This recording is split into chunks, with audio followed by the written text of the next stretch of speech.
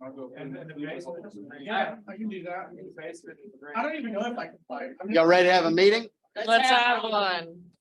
My name is Rodney and I'm an addict. Hey, Rodney. Hey, welcome to the GRCNA 41 Together We Grow. Welcome to our workshop of rekindling the fire for recovery. Let's open this moment. Let's open with a moment of silence, followed by the serenity prayer. God, God, grant me the serenity to to accept the things I cannot change, the courage to change things I can, and the with wisdom some to know kind the of difference. difference. Welcome to the GRCNA 41 Together We Grow. Our intention for this convention is to make available to our fellowship a weekend for recovery, celebration, and fun. We hope that all addicts receive the NA message of recovery while they are participating in this event. It is our hope that the message we carry may truly let anyone know that NA is a place to recover and that no addict seeking recovery need die from addiction. This workshop is not being shared on Zoom, but the audio portion of the workshop is being recorded using the Zoom platform.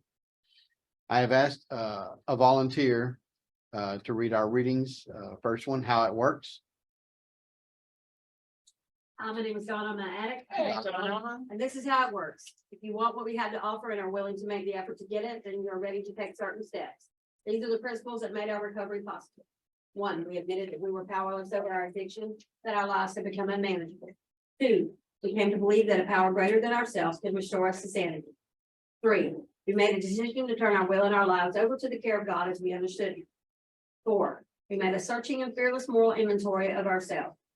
5, we admitted to God, to ourselves, and to another human being the exact nature of our wrongs. 6, we were entirely ready to have God remove all these defects of character. 7, we humbly asked Him to remove our shortcomings. 8, we made a list of all persons we had harmed and became willing to make amends to them all. 9, we made direct amends to such people wherever possible, except when to do so would injure them or others. 10, we continued to take personal inventory, and when we were wrong, promptly admitted it. 11, we sought through prayer and meditation to improve our conscious contact with God as we understood Him, praying only for knowledge of His will for us and the power to carry that out. 12, having had a spiritual awakening as a result of these steps, we try to carry this message to all addicts and to practice these principles in all of our affairs. Thank you. The 12 traditions of NA. My name is Nick. I'm an addict. And Nick? These are the 12 traditions of NA. People we have only with vigilance, and justice, freedom for the individual comes from the 12 steps. So freedom for the group springs from our tradition. As long as the ties that bind us together are stronger than those that tear us apart, all will be well.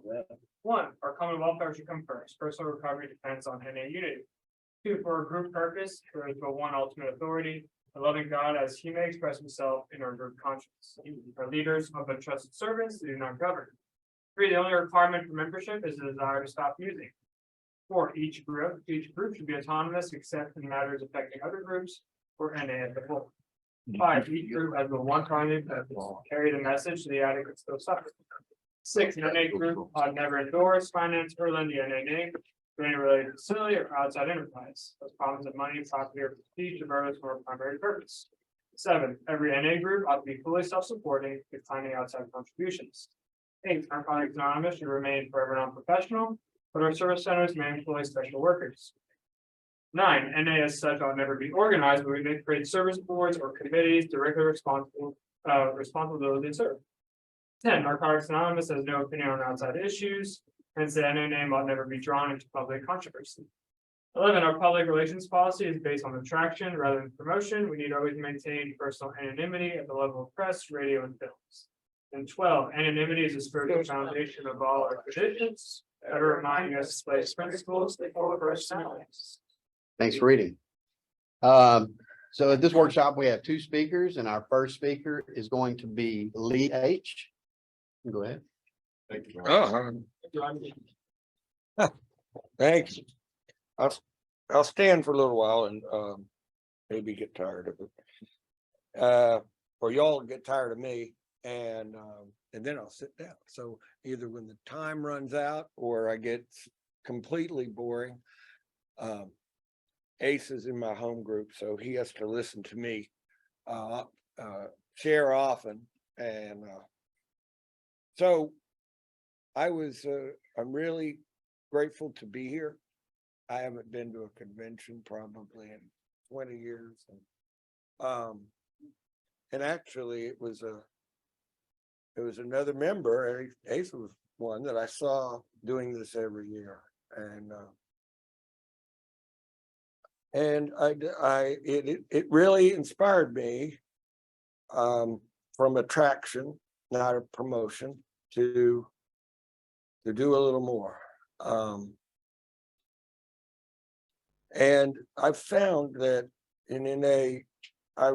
what the life that I live, it doesn't really require a lot of me. Now, that's not what I always thought.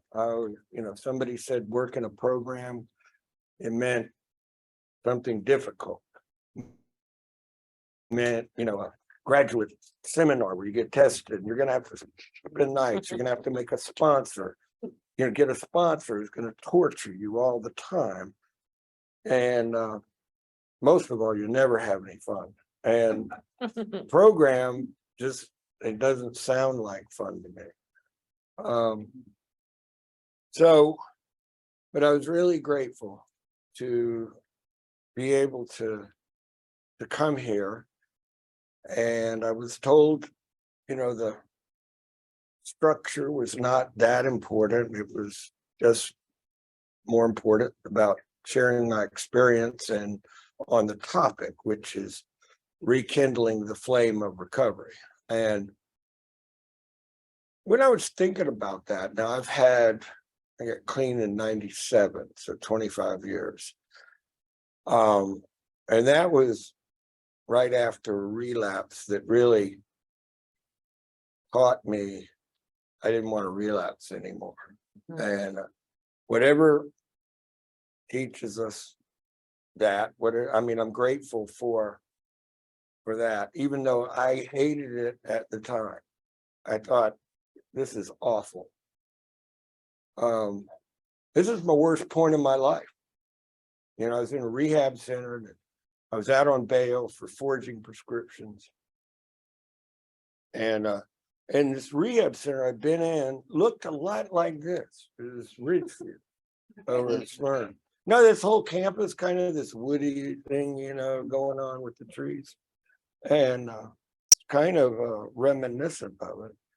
And when I relapsed, they came back in and they said, I came back in and I figured, and oddly enough, I was going through a period of unusual and very rare business prosperity, which I'd wanted all my life. I didn't have very much money. And, but at this little blip, and that's in which I thoroughly enjoyed at the time, but it really fed into my addiction a lot, about me figuring out how life worked. And that came to be the coolest thing. The coolest thing I could do was to figure out how I could get as much pleasure into me whenever I wanted. And even though I was married, 3 young children, that wasn't important. That was the win, was to be able to do that, get rich, be able to just say to hell with the world and do whatever you wanted to do. And so I was kind of a funny thing now that I look back, and that was just dandy, because there was a time in the 90s and markets were really good. I do investment work, so I was the markets were lifting some things, and I had like doctor clients and stuff sending me little notes saying, whatever you're doing, keep doing it. And I wasn't doing anything except sitting in an office crushing up pills and snorting them and thinking I was discovering something great, that I could feel like any age I wanted to. In fact, I could feel mellow, or I could feel energetic, right? And I thought that was part of this whole thing about life that I was figuring out, that I had found the keys. All I had to do was not really take the laws very seriously. And I was smart enough, obviously. And the markets didn't move because they just do that and they come back down. It was because of me. And I took credit for it. And all this stuff and talk now, I just wasn't old enough to know there's another side of that coin. And about 3 years clean, I lost everything. I had to go to my wife and say, you know, the house isn't worth all these mortgages that I put on it, you know, and we're going to lose this house, right? That was about 3 or 4 years clean. Again, it was an awful time. But I was being told and guided along by a higher power. I didn't really see at the time. I just thought I was, well, but that time, 3 or 4 years clean, I just started to recognize that something weird was happening to me that I really needed to be grateful for. At that rehab hospital, when I relapsed, they said, we don't want you to come back. And I said, no, wait a minute, I have all this money. You know, I'm paying cash. I didn't want an insurance company to mess with it. I was crazy. And they said, we don't want you. And come on, you know, Brad Pitt or those kind of Hollywood people, they go in 6, 7 times. You know, that's me. I'm your perfect patient. And they said, look, you just don't have the attitude. And what do you mean attitude? I can do anything, you know. And they said, not this. We're convinced. They told my wife, they said, he probably needs to go to prison for a couple of years. You know, because again, I was guilty as hell of that forgery charge. And maybe spending 2 years in prison will give you some humility. And that really scared me for the first time of realizing that I couldn't figure a way out of it. They were my ticket. You know, those guys, me scamming them to get them to go into court and say, look, this is all a big mistake. I mean, he just lost his mind, you know, and forged these prescriptions for 2 years, you know, and they said, so here I was, I'd convinced an institution that I was better off in prison. And that was probably my worst time at the time. But people have told me, and I'll get to this in a minute, that actually in that moment when there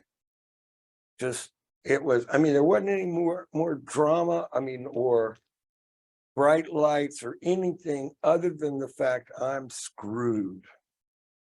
That was the feeling. And that was probably the best moment in my life.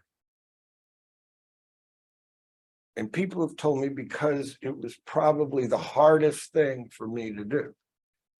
And I try to tell newcomers that I had 2 of them call me. They were in my industry, the money thing, and arrogant as hell. And I swear I could see myself in their situation. But I had the benefit of all of your experience and all of this to be able to say, look, I can tell you what you're feeling. You don't have to explain it. And all of a sudden, when we do this with others that are struggling, you know, they go, well, wait a minute. Yeah. I'm talking about private thoughts, attitudes, and things like that we know from hard experience.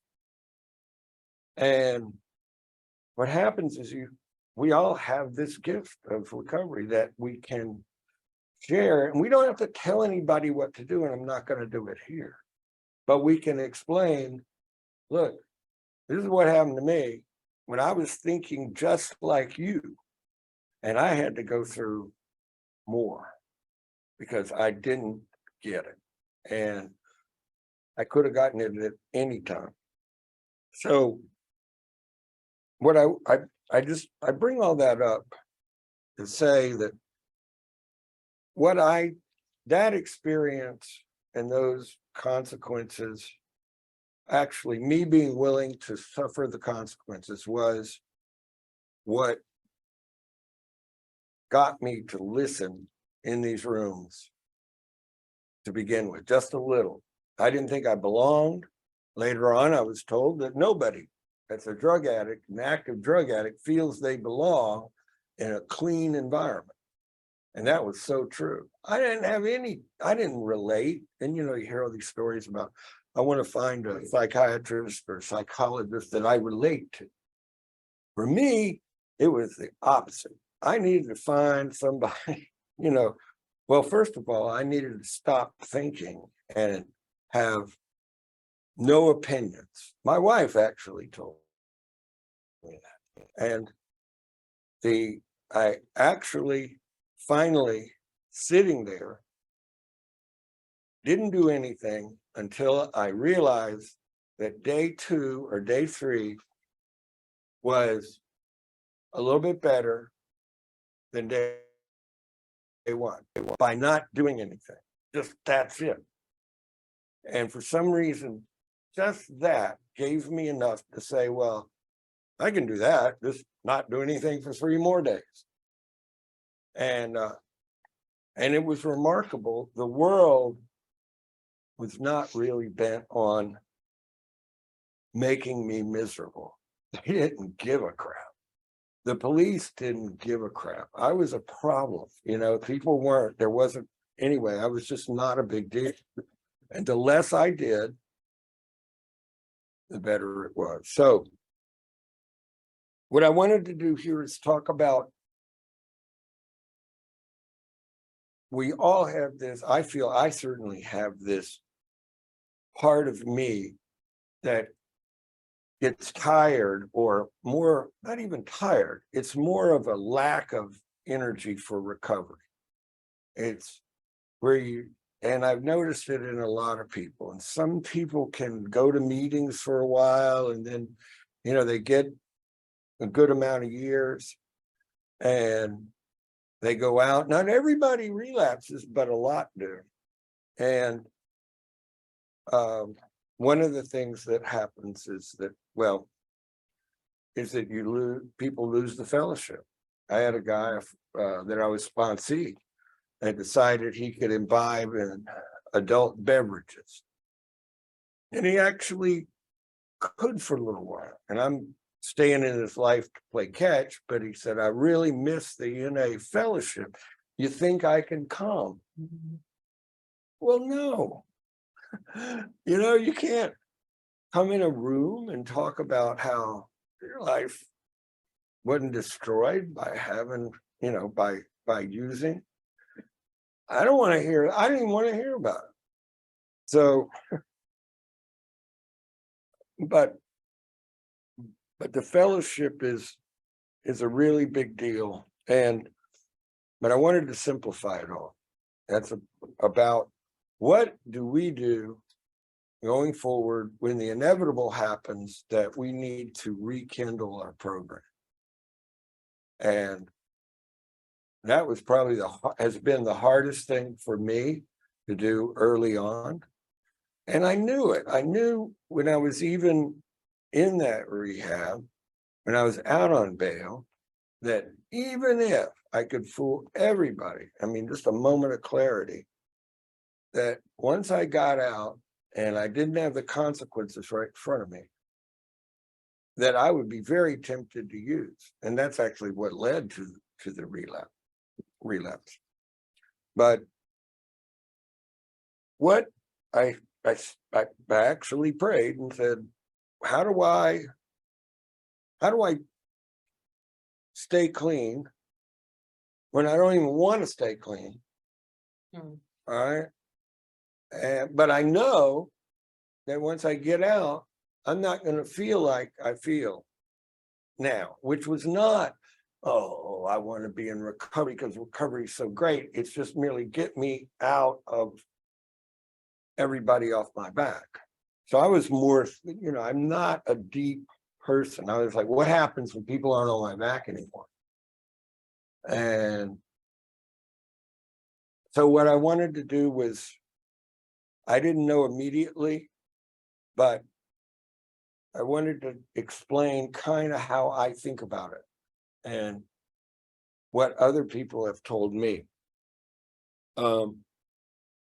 One of the most important things is for me to remember is that all of us, but especially me, I don't know about, I'm more want to share my experience, but if you can use a little bit, and it might help you in those times to remember, I hope so. Why?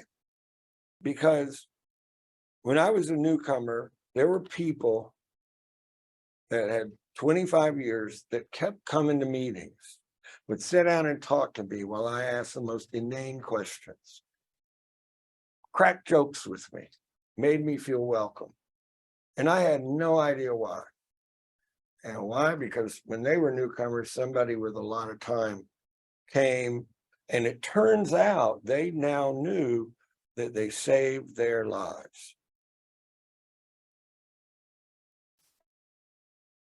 And I owe those people. I owe them not so much the action, but I owe them the attitude that, and so that's why one of the reasons that I keep coming back, but I know that I'm just one bad decision away from a horrible life. And then 25 years, I'm telling you, I mean, in a lot of areas, I mean, or that bling in the merchandise store, I could grab it, run if I liked it, not pay for it. But I know that being in jail is probably not going to be very pleasant. And, but with us, but that's kind of easy to remember. A lot of people can remember that. Don't take stuff, don't rob. But for us, drugs are a whole nother matter. And I know I can talk myself into the fact that using may be a good idea. And that's what I don't want. And so what I've had to do is to be very simple. And the first thing is staying clean important to me? Because I can forget that, right? I mean, I can. I'm fully capable of it. Yeah, okay, that guy that occasionally imbibes, maybe I'm like that too, right? Maybe I could try it. And so the idea is it that important? What I've done is I sit down and I think through and bolt on consequences of actions, because I had this ability to remember and glamorize using. I don't even think I glamorize it. I mean, let's face it, using can be just a bundle of fun. I mean, especially in the early part, but I had a tendency to remember just the early part. And I had this ability to just not think about the consequences, the days and months and all that.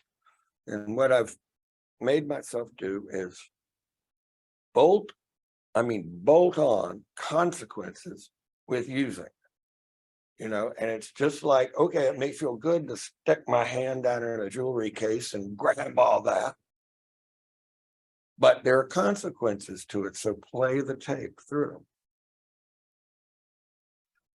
One of the ways that I also do that is through a gratitude list. I found those are just, you start, you don't know what to put on line one, you just, what is it that you can't buy that you're grateful for. I mean, you know, you could even start with, I'm really grateful to be able to stand on two legs, you know, to have two legs. There are people that don't. And if I'm really pressed, one time I put, when I couldn't think of anything, I'm grateful for oxygen. I mean, oxygen's really handy, right? But inevitably, the things start coming quicker, and it's pretty quick. And what that is my mind becomes more receptive. And all of a sudden, by the time I'm at 20, I'm just jotting them down. That is what really the lesson for me is, that I may not remember or acknowledge what, you know, the things that I need to be grateful for. So I need to stop and take a look.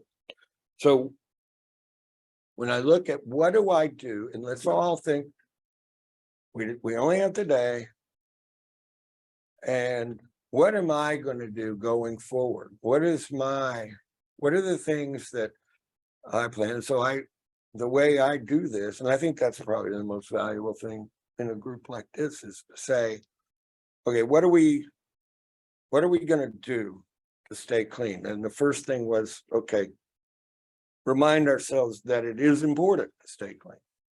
It's something big. My wife had told me before I came here that it was big, just to remind me. And it really is something that's the thing I'm most proud of in this world. And I look at what has worked for me, but also what has worked for you guys. And probably we'll have time to maybe everybody join in and talk about some of the things that you do. But I needed to know first, I like to know that something makes sense before I do it. That was my worst faults, and was, you know, the whole concept of a higher power. I had to know how that worked. You know, I mean, scientists don't necessarily accept it as science, or how do you, if I can't figure it out, it doesn't exist. That was one. And so I look for the things that, the first thing that's easy for me to discard, and one of those is prayer. I still haven't figured out how it works, but it's the least obvious thing. But I do it anyway. All right. And I also, and I don't want to stop doing it because of the potential consequences we've already talked about. But it's not hard. I say all 12, I said the 12 steps up until every morning, up to the one I was working on. So now I'm all the 12 steps, just saying them to make sure I remember them, whether I can sit there long enough to get through them. And it really doesn't take a lot of time, and it's simple, and I'll do it. And the serenity prayer. I don't know how it works, but my life is so much better than using. I want to keep doing that. The second thing is going to meetings regularly and hanging out with people like this. This is why I thought it'd be a good idea for me to just hang out with other people in recovery and celebrate recovery. I found that's one of the most important things, because you're never going to get all you need to know about recovery in one sitting or one class. Right? And the most important thing for me was the sharing of fellow addicts, because we do have an incredible, magical, spiritual ability to heal each other and to relate to one another. I mean, I don't even care what country people come. I've gotten to think about when we share in meetings. I mean, we're sharing some of the most intimate stuff that of our and other people's lives. You just don't hear it in a grocery line. You know, and we get to hear that of other people, how they manage. And it's a valuable lesson, and it teaches me to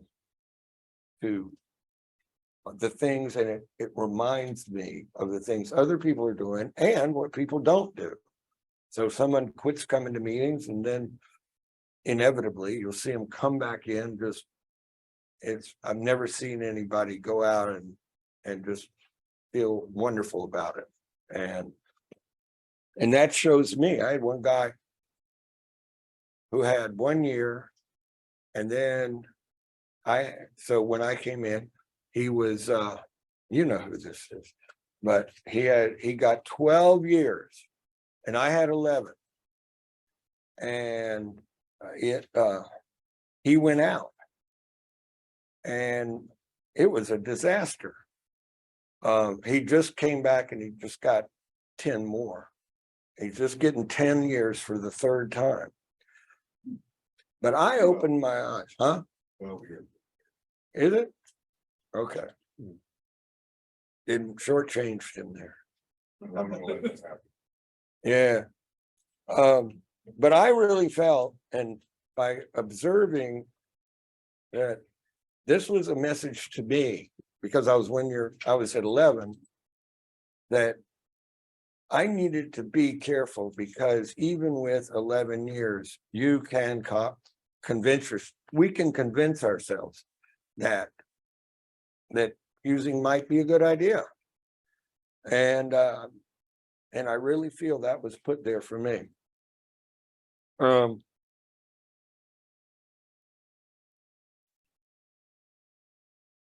The other thing is that's difficult for me is to submit and surrender, and that's do what somebody else says. That whether I make sense to me or not. Again, that's the ego part of, if I can't figure it out, or especially if I don't want to do it, I don't want to. That made it hard for me to have a sponsor. But I found that submission is not a new concept. I mean, it's and the power of it. Doing something that you may not want to do, but doing it because it's, and I only say the right thing, like morally. I'm saying it's the thing that'll make your life better, like not stealing jewelry, you know. And early on, I had to have somebody tell me what that was. When I was told not to have an opinion, people told me what to do. You know, can I go to the bathroom? Yes, you can go down there, come back, sign this piece of paper, you know. But it taught me that it's an exercise to do what my sponsor says, because my sponsor doesn't ask me to do stuff. What he does is he tests my willingness. And it's both my sponsor and my higher power have this little game that they're going to take me to the edge of consequences to test my willingness. And if I'm willing, most times I get pulled back from the abyss. Oh yeah, we just wanted to see if you were really willing, or you're still hard-headed and you needed to have those consequences. That's what happened to me.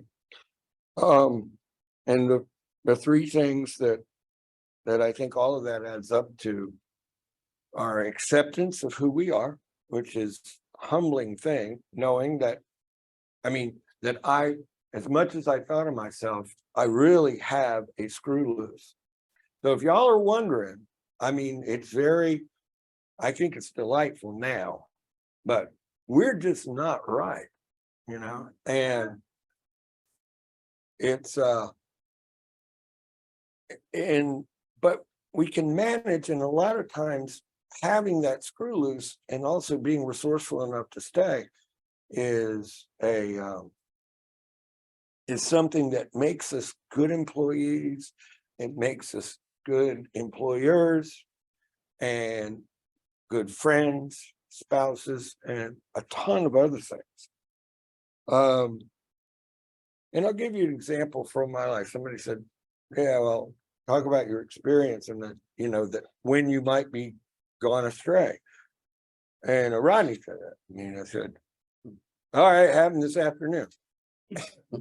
And I was talking to a guy who's 29 years in recovery, went to high school with him. We were talking about this, and I asked him, I said, what do you do? And in recovery, he says, well, I had a really deep religious background, and I believed a lot. So actually that can make the idea of submission, and I've found a little bit easier, a little bit clearer, because you know, there, like I said, it's not lost. Submission and surrender to a set of principles is nothing new.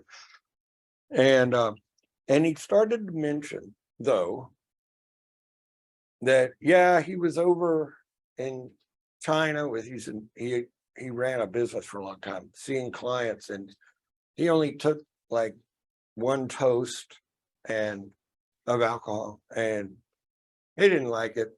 And then like 5 years ago, he said, yeah, you know, I took a couple of sips of beer, and you know, that's all. And lo and behold, even though I said I was flabbergasted, 29 years is what he said, and I wasn't going to call him on it. It's his business. I'm talking about what happened in my head. At first, I was flabbergasted. But in that moment, after we hung up, and I'm not proud of this, but there was a little thought that crept in my mind. Wow, he's like my spiritual brother. He's got 29 years and he could take a sip of beer, right? For a moment. And this is just an example I wanted to share just from this afternoon. I had to stop and think through the consequences. I had to think about, where am I? I'm in a car driving to a convention to celebrate recovery. Right. All right. And what's the difference between me and him? I haven't had to do that, or haven't done that. All right. Why? Why wouldn't I do it? Well, because I cannot risk it. Another way of saying, I can't afford it. There's no way 2 swallows of beer, which I know it wouldn't happen. I have no business even being in that, even thinking that. And then it kind of scared me a little bit. Back into, you're getting ready to tell some people how you handle things. So I just wanted to let you know that I've never found that forgetting stuff, or forgetting to do, you know, to work, to do recovery, to hang out with people in recovery, and to talk recovery. The idea that you can forget to do all that never seemed to go away from me. But when it comes back, I don't have to deal with it for long. And even if I don't feel like, wow, I will eventually feel, in fact, right now I'm thinking, right now it's occurring to me, not right then, I'm not that smart, but it's occurring to me that was a good idea to think. That's stupid for me to ever think that, because I'm just not that quick, but I have to deal with it. I mean, I had to deal like when I was the moron I was, and that was the acceptance when I came in, and I still have to deal with it. But getting years in recovery is the greatest thing I've done for myself, for my wife of now 36 years. 3 children have had a completely different life, and not by me teaching them anything, just having an average, stable father, but mainly watching someone figure out the very hard to figure out thing of how to do something really, really difficult. So That's, I don't know how long that is, but no.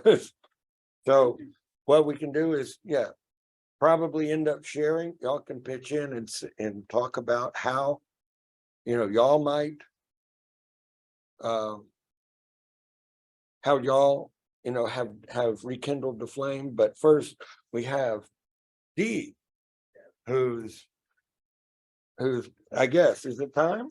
If you're done, Deacon. Yeah, I'm done for now. Thanks, Lee. Thank you, Lee. And our second speaker is DC. My name is Dee. I'm an addict. Hey, Dee. Um, Can't believe it. thank you for that. My clean date is July 6, 2013. I'm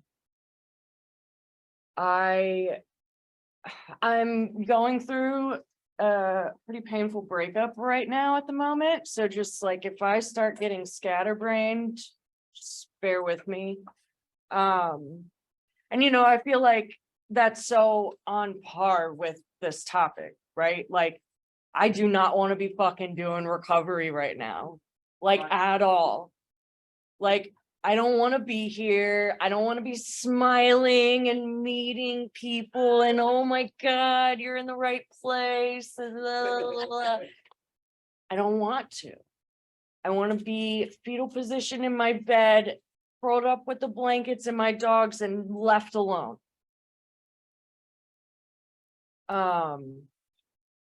But unfortunately, I have done that before and it got really lonely and it got really ugly too. And I know that I don't want to go down that path today. There's been a lot of different times, well, not a lot, but a few times in my recovery where I have found myself like drifting away from the program and then having the realization of like, I want to get back in it, but I don't have it in me. Like that newcomer, like desperation, like my life is on the line. I know I need to be here desperation. And it's really hard when you get in those places. Like hitting a weird kind of like numb bottom in recovery, but not really wanting to resort to recovery to fix it. But again, there are these things in place, these like suggestions that we give each other, and they're drilled into our heads. At least it was when I first came around. Like, go to 90 meetings in 90 days, get a sponsor, get a network, use it, start working step work and everything. And I made all those habits when I first came around. The other part of my story is I did not pick up just one white key tag. So I got my experience of not doing the basics, of like going and just isolating in my bed, like where that really fucking leads. Like it's not where I want it to go.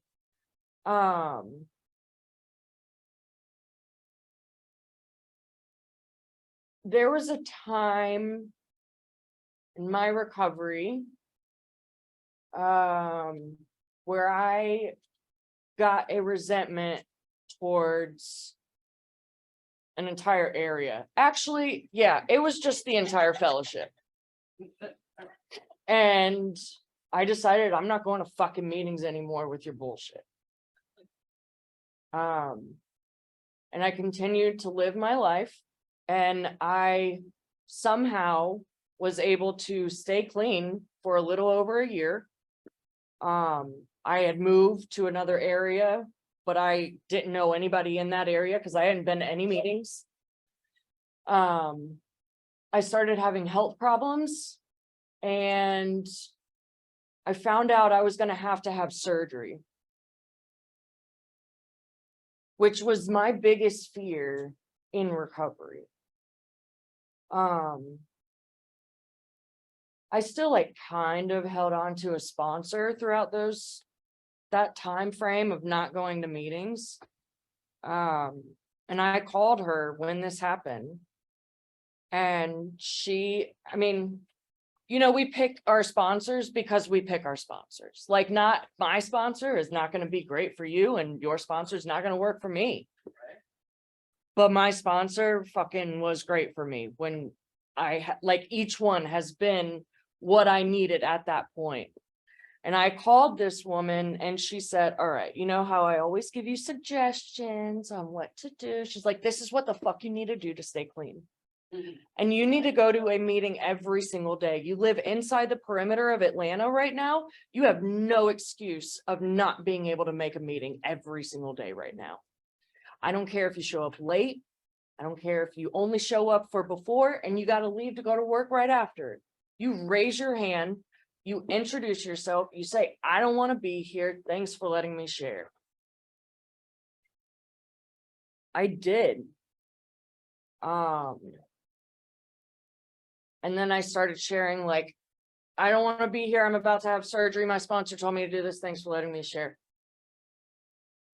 Within 2 weeks leading up to the day of surgery, these people in this new area got together, made shifts on who's going to come stay with me in my apartment. These strangers. And they brought meetings to my apartment. I was still trying to dope fiend some shit, and I'm like, who are you allowing in my house? Who did you invite? But it didn't matter. And when I started going back to these meetings, I received that warm, welcoming unity, love that I felt when I was first a newcomer all over again. And it reminded me, like, this is a 12-step fellowship. This is Narcotics Anonymous. It is based on literature. It is not based on human beings.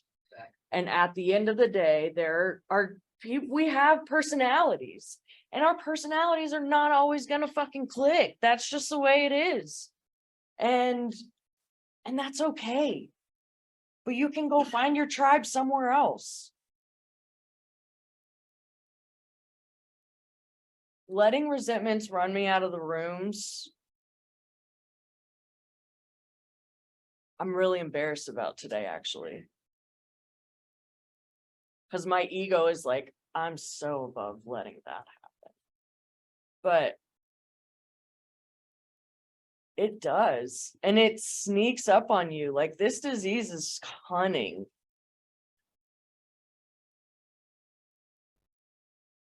And like lately, I don't want to be going to meetings right now. I don't want to be sharing about this breakup. I feel like it's so, like, oh, like, oh, you're going through a breakup. Oh, poor thing. Like it's something I minimize in my mind, and I'm embarrassed to talk about it for some reason. But the reality is I am in a lot of fucking pain, and the only place I know to get some fucking medicine is here. I wanted to call Tiffany and be like, yeah, I got COVID. I can't come. Like, yeah, I'm not going to make it. I wanted to bail so bad. There have been people that have been so nice to me since I walked in, and I have been a fucking dick to them since I walked in. I apologize.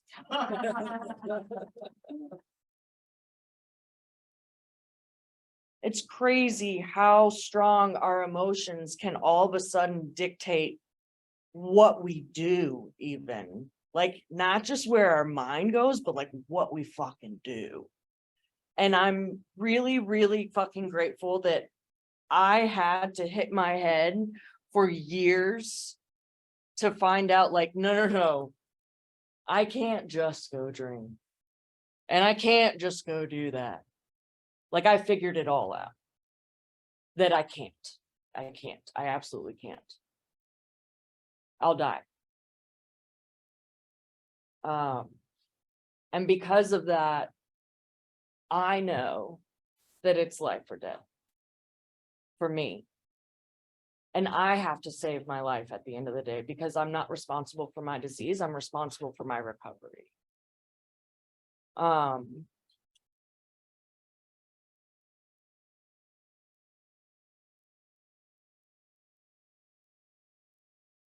I don't really know what else to say. I'm really grateful to be here. Yeah, thanks for letting me share. Thanks, David. All right, so we have some extra time. If we're gonna open the floor, if you do want to share for 3 to 5 minutes. Raise your hand and I'll call on you. And then we'll stop about 5 or 10 minutes before the meeting, before the time is up. Anyone, go ahead, say it. I'm an addict and my name is David. Hey, David. Thanks for all the shares. I'm excited, happy that I was able to be here. I'm here this weekend to rekindle my recovery. When pandemic hit, I stopped going to meetings like a lot of people. And then I kind of sort of did virtual meetings, but I made a decision that I wasn't NA, so I wasn't going up like protesting. And eventually I got into virtual meetings. And then the meetings started back, my home group started back July last year in person. I haven't been to my home group since it started that. I haven't had a home group since July last year. That's never happened in the time that I've been a member of NA. I've talked to my sponsor twice in the last 6 months. Both times he's called me. My sponsor thinks the world of me. He thinks I like have the greatest recovery in the world. He just loves me that much that he checks in with me. It's the first time in my recovery that I can recall that I haven't had a service commitment. Those are the things that let me know that I'm a part of Narcotics Anonymous and I'm recovering, that I'm involved in service. I talk to my sponsor regularly. I'm involved in my own group. I made a decision 2 weeks ago to register to be here because I know that I can make a decision at any time to start my recovery over. So I'm here this weekend and reconnect to this. Oh, I did go to a meeting about a week or 2 ago in North Atlanta. A friend of mine invited me up here. And meeting for the newcomers, and I had the audacity to share that I don't even like NA anymore. It just came out. And then I thought about a pretty egotistical not to like a program to save my life. The one for Narcotics Anonymous, I wouldn't be here. I know that without a doubt. So I just wanted to make amends for that, for saying that. I don't know if any of you were there, but if you were, if you wanted, I just want to say that out loud. But I'm here to rekindle my recovery. I'm here to get back and be a good member of Narcotics Anonymous. Loving being a part of this fellowship, recognize how valuable it is. How important it is for me to show up in case somebody shows up for the very time. Thanks for sharing. Thanks for sharing. My name's Doug, recovery addict. Hey, Doug. Oh, man, so I started this intermittent fast and I have to stop eating by 7 o'clock. So I rushed down here before stopping to get something to eat. So if y'all see me up here just eating, I apologize, right? Like trying to get in before 7 o'clock. But this is my first time in Georgia region. Welcome. Be here. So as I get in here, I see on my network, see some of my work still at all the way from New York, and I'm like, wow, what recovery is. You know, us getting rekindled and getting back in touch, right? Thank y'all both for y'all these. Thank you for my service. I had a resentment against the whole area. Right? I'm the secretary for the West End area, or I was. And I'm doing all of these things and I want to do all of these things because, you know, recovery has saved my life and everyone else is just blah, blah, blah. You know? And I see NA dying. Like, this is Georgia region, this whole motherfucker should be full, right? Like, where are all of the recovery addicts in Georgia? That's what I'm thinking I'm going to come see, right? Like, just like world. You know? Yeah. And I say to my ass, I miss dinner just to sit in a sit in a workshop, right? You know, that's how serious I am about my recovery. And it's the same thing. I got a resentment against my home group too. Want to leave my home group. I'm sharing everywhere how my home group is. We're out of the pandemic and they want to stay on Zoom. And you know, why aren't we out there saving the next recovering addict? And how can I have a resentment? It's an area and a group that saved my life. These men taught me how to be married. Truly grateful to be here. Glad y'all were here. Glad everyone in this room was here. Serenity Keeper. My name's Doug. Thanks for letting me share. Thank Great, Doug. Hi, Rihanna, I'm an addict. Hey, Rihanna. Grateful to be clean and a meeting on Narcotics Anonymous and, you know, I remember a time when I couldn't say that I was grateful to be in a meeting. Right. Hot Rod, thanks for, stepping up and doing some service. Yeah, thank you both for sharing. You know, like, I'm grateful that I am not terminally unique as much as my brain likes to tell me. You know, my brain, I have, you know, just like they say, like I have that, you know, low self-esteem, but I'm all I think about type personality, right? Like, you know, I'm the best thing, but I'm a piece of shit at the same time, right? And, you know, with, you know, I have multiple white key tags, and that's not that it's a, you know, a good thing, right? Like, but it was, you know, it was obviously, you know, I always heard that, you know, if, you know, you, keep doing the basics, then you don't have to go back to the basics. And that's the thing is I didn't keep doing the basics. I didn't follow those four sides of the coin.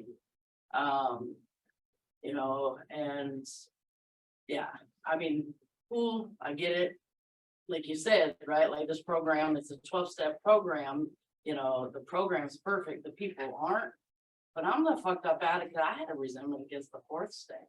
Like, and I would come back to fucking NA when I was using because fucking, excuse me, you know, screw NA, right? Like, because I didn't get healed.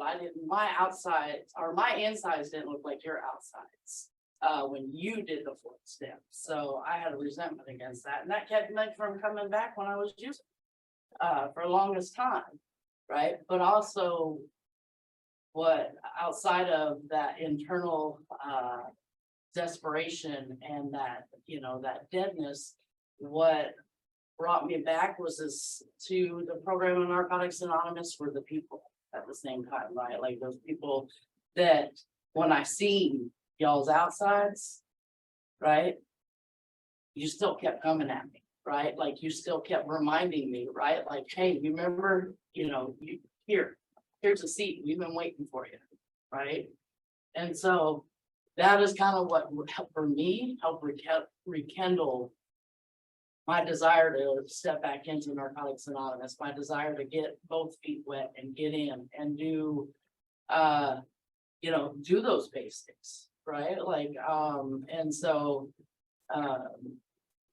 you know, I am just, you know, I'm grateful that this is my second Georgia GRCNA, and I'm on the committee second year in a row.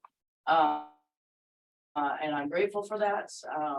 You know, I've gone to, you know, back up in Seattle, like I've done my conventions up there, but I've always been on one side. So I have a lot more gratitude.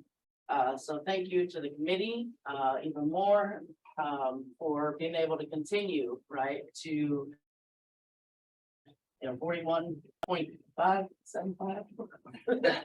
don't know, was that 39.5 last year? Yeah, so 2 years ago. But you know, thank you all for keep putting this on so an addict like me has a place to go when I ain't got or don't want to go anywhere else. That's all I got. Thanks. Thanks for sharing. My name's Asa, Hey, Asa. Anyways, Miracle, they called in. He is celebrating 12 years for the third time, crossroad turns done April 20th, 7:30 PM. That's 4805 Philly Mill Road. And she stole my thunder. I was gonna say, if you don't, ever leave the basics, don't have to get back. But, so I was always presented with that, so in early recovery, I was down Stockbridge and I was, I didn't have any fucking ties to anything or anywhere or nothing.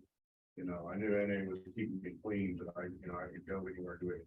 I was actually looking at work in Antarctica. Contract, we're driving a fucking forklift down in Antarctica, fuck, I drive one up there, go down there and make tons of money in 6 months from right here.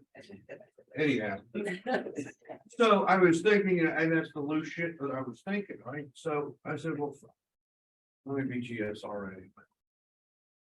Right. 2 months later, Tom's the fuck, I'm out here. So I was GSR. I didn't know what to do. I didn't have any training. I had 2 months. No. Just barely met the requirements to be GSRA. And that just seems to happen in my life. I came to the Gretna, Georgia Regional Convention back when 8 years ago, Gunn was chair. And I was just gonna see what happens. And the door shut off behind me. And I was merchandise chair for 5 minutes. But what I did is I took the vice chair position, knowing it was a 2-year commitment. Because I needed to be committed. Kind of to this and to silent. And that's why I did that GSRA, is because I knew it was a 2-year commitment. And it tied me down, and so I finally, if I wasn't interviewed, the saying that I like is, if you don't stand up for something, you go fall, right? And so I tied myself to narcotics, and then I stuck around long enough to become chair and whatever and board member, and so the board member commitment is 2 3-year terms. So that's 6 years. I'll be done with my first term a year. So I don't know if I've left the basics. I can do that in a daily basis. I can lose my gratitude. I can not want to be, I can be going through problems with family and relationships. I can be going through problems with work or lack thereof. And, and I lose my gratitude for this split second. And I forget that I'm alive, that I'm clean, didn't use today. I really, with all that shit going on, I really don't even think about using. I finally can say that I have lost the desire to use it. I don't know if it'll ever come back. So the message of Narcotics Anonymous is quit, but lose the desire to use it and find a new way to live. I've been finding that new way to live, and now I can say that middle one, lose the desire to use, I think I have. Because like I said, I'm going through a lot of heavy stuff. He's one of my confidants, so I'm talking to it, and I haven't thought of using them for any of it. So I'm just, I've been a part of this convention for 8 years, and I think this is the 3rd workshop I've been able to sit in just because I shut my radio off. Thanks for letting me be in this. Thanks for sharing. Thanks, Ace. Hey, Eddie. First and foremost, I think I have to know another chance to participate in the church for our life. And thank God for sharing. I needed to hear that. I had over 31 years. My disease tell me I can't had it myself. I got clean in North New Jersey for my mother. She gave me birth twice. My mother clean date March 4th, 92. My clean date is not 14th, 92. And she passed, she had to mention that. I was abused, I was verbally abused. I had fingernails stayed back in the fifth grade.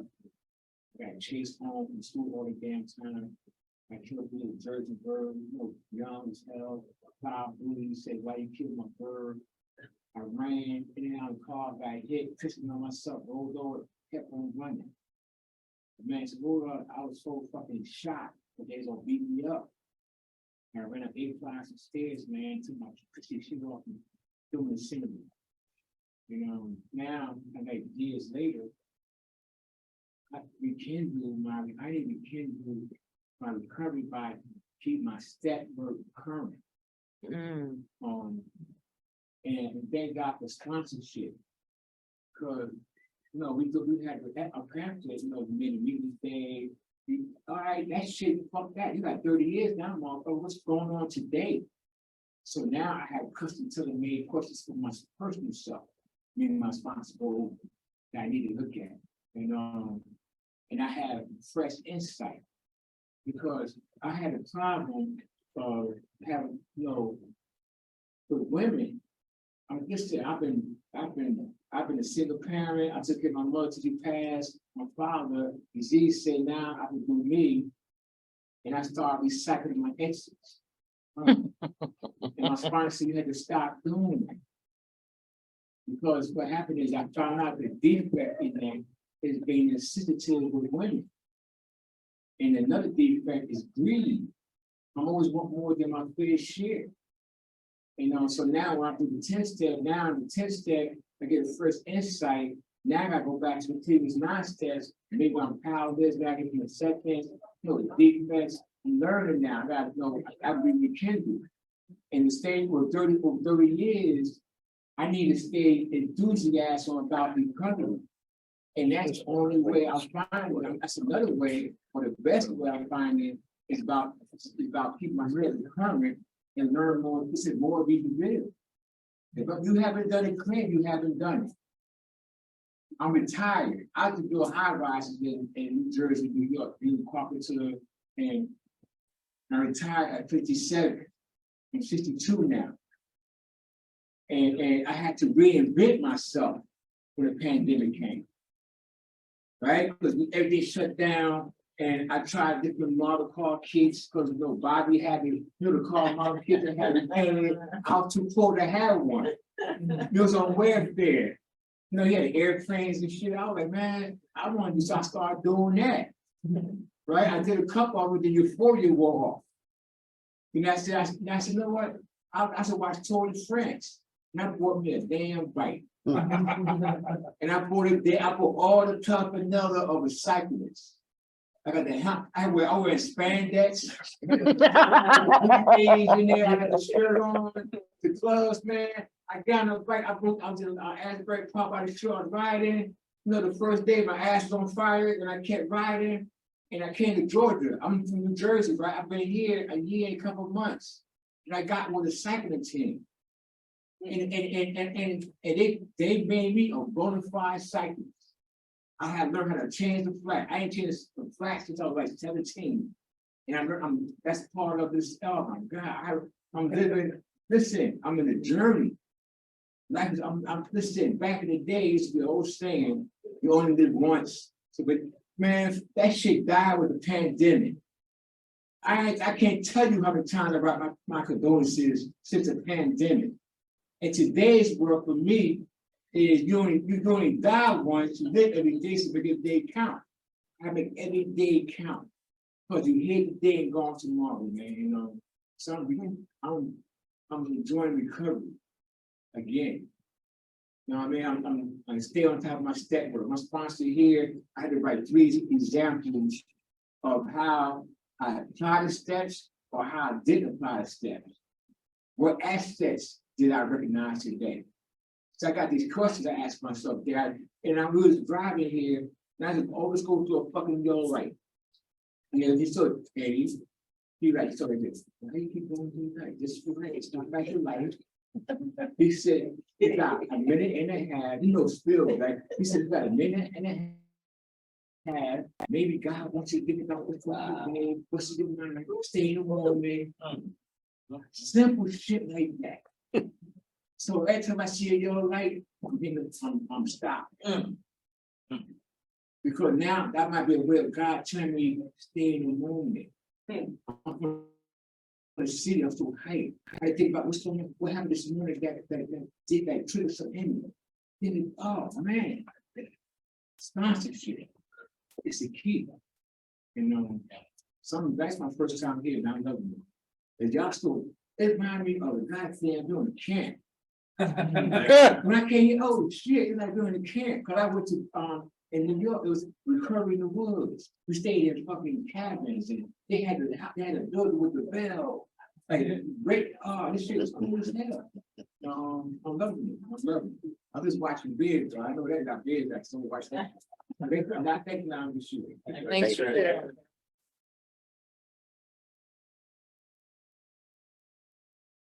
Christian Attic. Hey, Christian. Yeah, I could definitely relate to the topic. Thank you for y'all shares. Thank you for the lead. Good service. I know for me, like when I got clean around a bunch of people that were like generally, I came in, went to some meetings, and then there was like people my age around, and there was like, they invited me in, and there was like 10, 5 to 10 dudes that I was like, I looked up to them, and I was like, okay, these guys are having fun, they're clean, I don't have to live the way I was living, I can do what they're doing. And then it was like kind of slowly staying clean. It was like, okay, well now there's 8. And then, give it a year or 2 more. It's like, well, it's just 4 of us now. And it was the same thing every time, every single time with everybody that I got clean with, that I felt such a bond with. It was kind of like they stopped going to it. There was a guy that used to come to my home group, and I hope he's doing well, but I don't know if he is. And he would say, like, first you're too busy.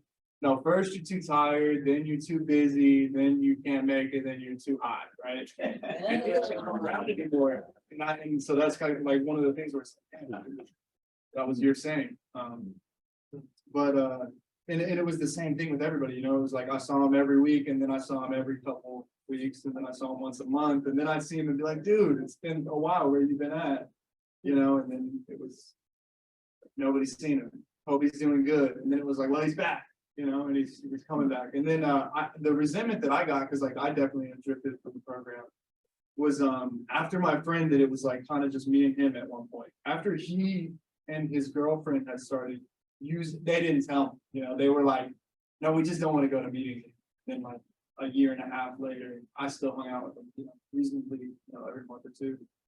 Somebody's like, yeah, we saw him drinking, dude. We saw him drinking at the bar. You gotta be careful. They didn't do it around me. But then like after they had been, went out and we talked about it, they're like, yeah, we just do normal people shit, the kind of stuff where it's like watching out for somebody that's out there. And I keep in contact with them, but I'm careful about that, because I don't want to go. To me, it feels like not a big deal. It's like, this is my brother, I can go hang out with him. Like, he doesn't even, he acts like it doesn't exist around me. But then people in recovery tell me, maybe don't go over there by yourself. Do lunch, don't do dinner, stuff like that. But I definitely at one point was just like, okay, I got clean. I've been clean for a while now. All my friends are clean. And then it was like, well, all my friends aren't. So what do I got to go do something. I can't just sit around and wait to be the next one. So I got to this point where I was going to my home group every week. And that was it. I couldn't go anywhere but my home group. And the home group was pretty small. And we COVID hit. And it was really small, no church to go. We're stuck outside. And we were doing it in a park for a while, like 5 people. And I was super grateful for that, but like after COVID kind of got, wrapped up and was less restrictions, I hit a point where I was just like, dude, I got to go do more. Because I feel like at this point, it's like my recovery is just shrinking and shrinking and shrinking. And so like the things, it's so funny because it was like getting clean again. Like, because I would be like, okay, I got to hit 2 meetings this week. I can't just go to 1. And I'd hit a new meeting and I'd go over there and I'd be like, oh, I don't know any of these people. I see this guy at a meeting. I'd be like standing there like, somebody come talk to me. And then also I don't have the newcomer patience. I don't have the newcomer willingness. I'm not going to stand there for 20 minutes hoping somebody talks to me. But that kind of is what it took. I had to go to meetings and be humble. Eventually change my home group, which was the biggest thing. As soon as I change my home group, I get around new people, revitalizes the recovery, because all of a sudden I'm not hearing the same message from the same 5 people. And my home group was, I'm clean because of that. But there was a guy there that like kind of pushed me to. He was like, yeah, dude, service, be GSRA. Like somebody else at church, do GSRA. And then from week 1, he's like, you're going to area though. We got to get you to area with me. So And I haven't seen him. I think I gotta go to my old home group and my new home group are on the same night. So wow. But yeah, like going to meetings and like trying to do the same things that I did when I got clean is definitely a different vibe, but for me, it took the same kind of willingness. So I had to go chill. I would go with a buddy sometimes. That always helped, go meet somebody down there. But it definitely it does feel like, kind of like coming back. I don't really like hold it against myself for like getting to that like smaller size recovery, but at the same time, it feels good to kind of like try and re-engage. And it's cool because this is the first group I've been to since before COVID. I think I went to the one right before COVID happened. And it was cool. I got to come out and I was like, oh shit, I know a ton of people. And now I'm back and I'm like, okay, my buddies know a ton of people. No, a couple of them. So that's cool. But it's I'm just glad to be here. Thank you for y'all doing the service. So we how to make it to me. Thank you for that. Sure. Thanks, Christian. Thank you. Hey, my name's Nick, I'm an addict. And Hey, Nick. Thank Nick. thank y'all for being here, thank you for your service as well. Thanks for everybody here as well. Rekindling my recovery, what it's been like for me. I just went on a year sober. I just got out of a relationship, just broke up with my ex-girlfriend, whatever. Yeah, it's been rough for me. I've felt like so lonely the last couple weeks, and I've had to change kind of the meetings I go to. And it's not that the meetings I was going to weren't working for me, but it's just hearing the same message now. And it's nothing wrong with that. It's just I had to just change people, places, and things, but like in the recovery world, but also like minimize me and grow my HP. That's been the biggest thing, because when I do what I want to do all the time, it's different from what God wants me to do, and so it's two different worlds. And so like I haven't gotten close to relapse or anything. I haven't had no desire to use. Thoughts of using, yes, but no like concrete desire. I'm grateful for that. But yeah, it's been huge for me to just go to new meetings, and get vulnerable with new people, and just trying to grow my network a little more. It's been a tough year for me. I'm currently on house arrest, but I get to do recovery, and come to meetings, and it's my first adventure. So I'm really Welcome. excited. I live right down the street. I take my bike here. I can't drive, but I put all I got into my recovery. All I have is a daily reprieve. So when I put myself in a place of recovery, whether it's even going to volunteer at the thrift store, that's just been so huge for my recovery. Like I said, minimizing me and growing the community, growing the family I'm in, growing my HP. Because y'all, like, the way my HP works is y'all remind me of who I am and how I can be one decision away from making a mistake. And I get to come to meetings. Like, I don't need to, but I get to. I got a seat here. It's awesome. And there's days where I don't feel like it, but when I come, I don't always remember the message that was said, but it changes the way I feel. And I leave the room and it feels good, yeah, I'm really grateful that, GRCNA was really right, like it's in my backyard, like that's cool, like God's doing some really amazing stuff. And I don't know, like I said, I need to minimize me because I get so self-obsessed and I think I know it all.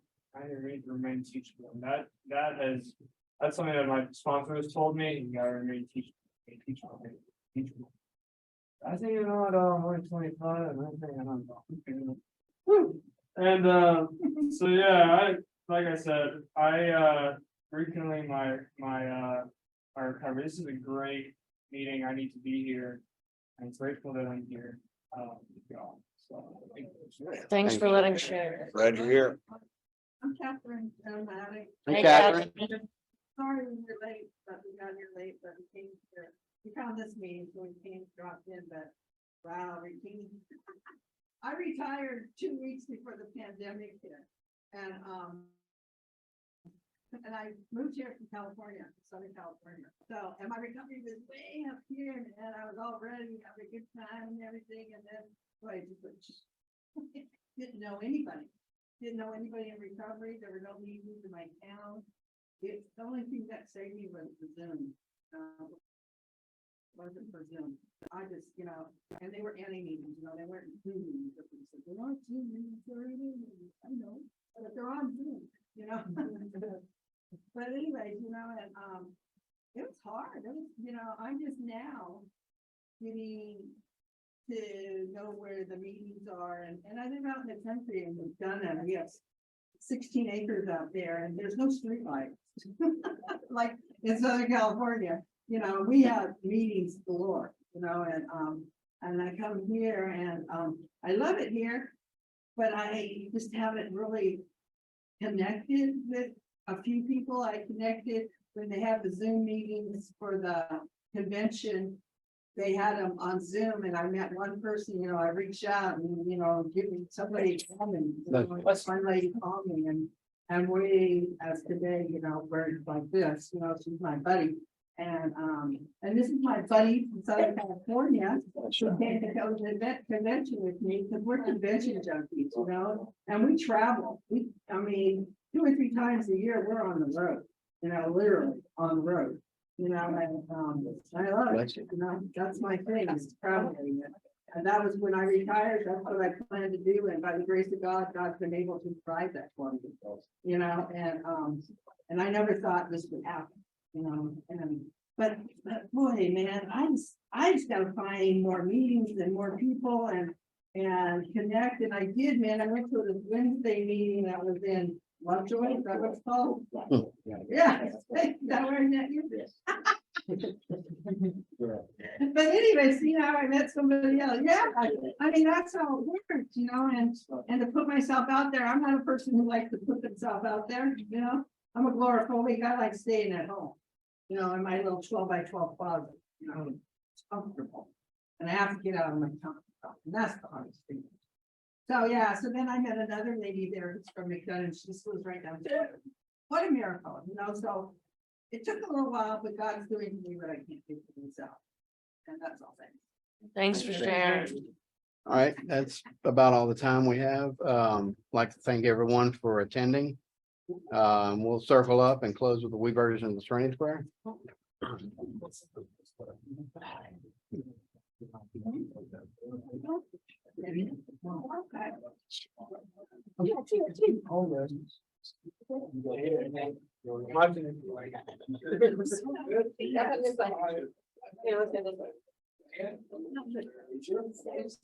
don't get to get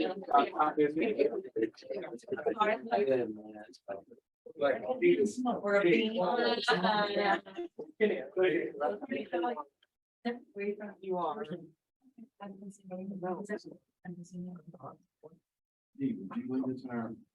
Let's have a moment of silence for the sick and suffering addicts, both inside and outside of the circle, followed by the.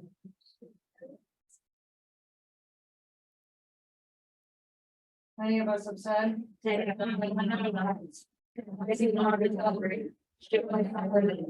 Laid. That was really. I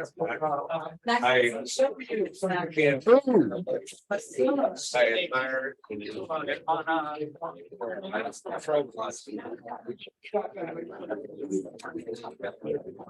All right. Thank you.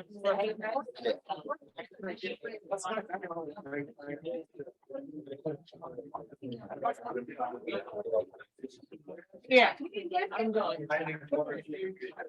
I think. Yeah, absolutely. Thank you. Thank you, Chair. Thank you. Sorry. I'm like that all the time.